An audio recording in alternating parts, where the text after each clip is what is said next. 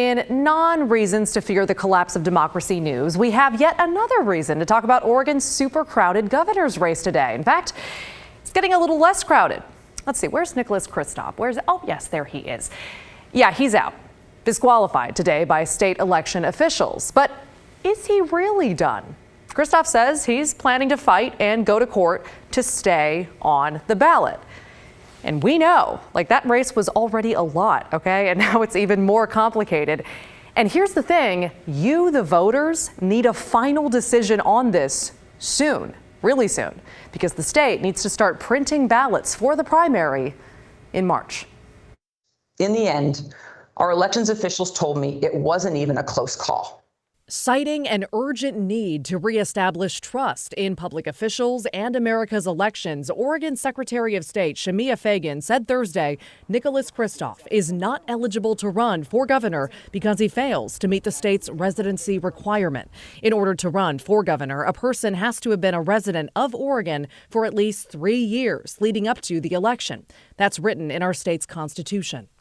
Until late 2020 or early 2021, Mr. Kristof lived in New York and has for the past 20 years. The secretary cited key points. Among them, Kristof, a former New York Times columnist, voted in New York, not in Oregon, in 2020. And he failed to provide documentation proving he paid income taxes in Oregon in 2019 or 2020. Well, my willingness to challenge the status quo is the reason state officials are trying to toss me from the ballot.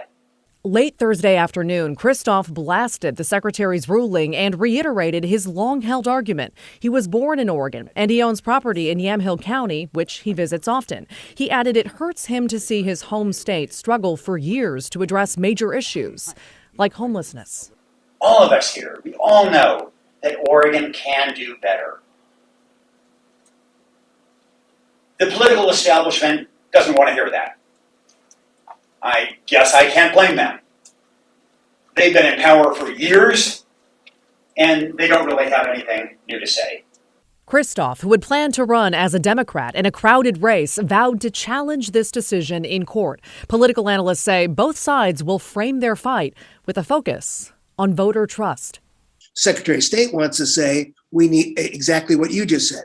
We need to be transparent. We need to have a set of standards. They have to apply to everybody, Mr. Kristof. You can't ask for separate treatment than anybody else. The Kristof argument is that, wait a minute, this day and this January 6th anniversary is all about the questions of access and integrity to the system. And what you're doing is building a barrier to people running for office or feeling good about the system.